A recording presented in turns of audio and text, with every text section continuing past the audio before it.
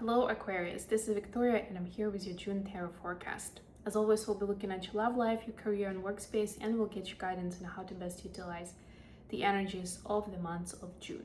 At the end, I'll post some messages from your person of interest to yourself.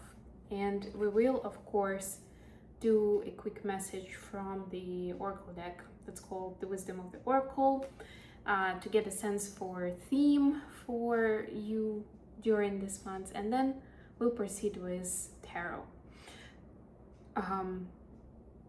These readings are for Sun, Moon, and Rising Aquarius. So if you're watching this for a Sun sign, please go to the playlist or just to the channel's feed and find a reading for your other placements as well. For those who are new, there is information in the description box about my content and services. And of course, subscribe to the channel so you don't miss anything new coming out and any new updates and messages. All right, so that said, Aquarius, your message is a change in the wind. Number 13. Number 12, sorry.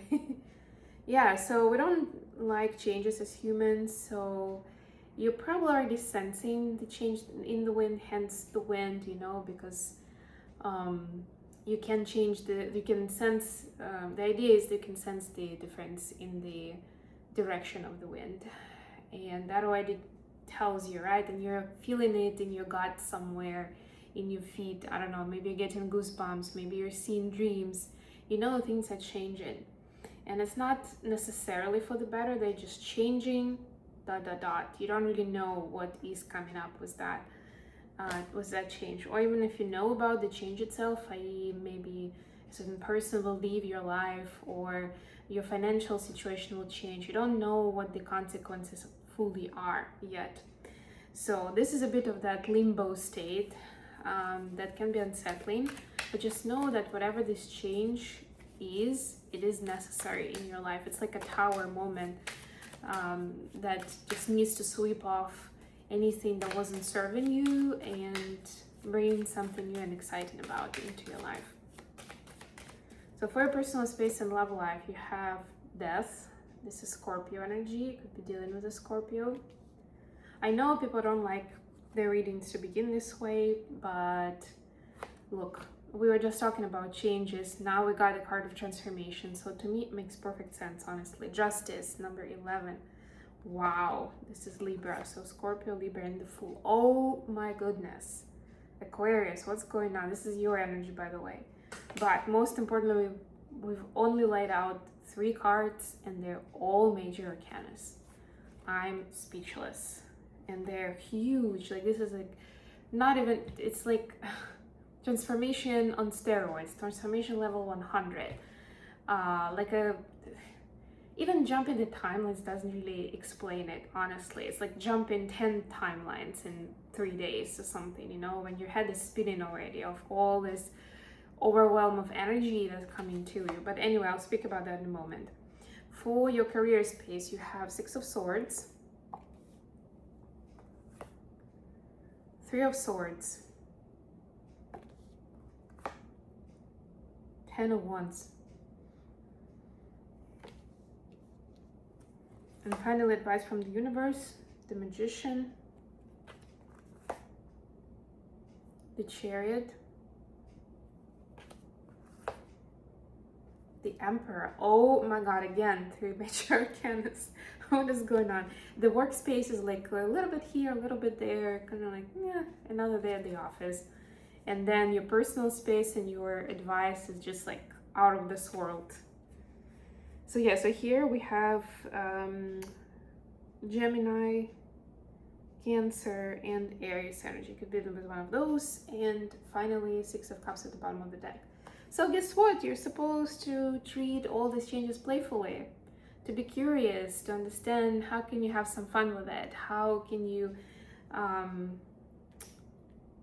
expand your consciousness with the new situation, with the new knowledge that you've received. Going into your energy, Death, Justice, and Fool. I mean, this is definitely like a big moment of a wake-up call or even the judgment date, honestly. Could be. But this is the point X where things get reset, right? Where the old karma is cleared out and you're starting fresh, right? In a nutshell, that's what it is. It is fully divinely orchestrated, meaning that you don't need to bring it about in any way. This is just a bit of a warning. This is coming, and your vibration, your attitude is gonna play an important role in all this, because it will add some flavor, it will add some direction to where you're headed. And we don't have much information on where it is, and sometimes you're not supposed to know, but it's more like, do you surrender and you trust that whatever is coming up or wherever you're meeting are the people, this is the project, or you're gonna try and climb up with your like elbows and nails, I don't know, as long as you do it your way or on your own, right? Like that could be a very different experience. That's why we're talking about these things. For your career space, you have 6 of Swords, 3 of Swords, and 10 of Wands. There is definitely an overprotective attitude here because of all the struggles in the past, because somebody let you down, and you're like, I'm not doing that again. I need to be 100% sure, or as much as I can, that this, whatever that was, doesn't happen again in my business. I mean, it's protection is good, defensiveness is something a little different. Just make sure that you balance between those at least, and you don't go too far into basically either stalking people or just being very uncomfortable for them. Advice. The Magician, the Chariot, and the Emperor. So you actually know where to go. Well, you know. You're being guided exactly where you're supposed to be, where you're supposed to go, right? So it kind of makes it easier, especially if you decide to collaborate, right? But it also means like the directions in this case are a little iffy. So you may need to take a few other steps, like to take a scenic route, basically, for this one. But the good news is that no matter which route you take, you will rediscover your power, your potential, your gifts, so you can then expand on that knowledge. And this part is priceless. Okay, let's get some messages for Aquarius from their person of interest. Queen of Wands, clarified by Temperance, and Page of Swords. So your person definitely is very passionate about you, decisive too. They want to, it's like one of those cases where they meet you today and tomorrow they want to run away together into the sunset. Up to you, of course, what you do with that.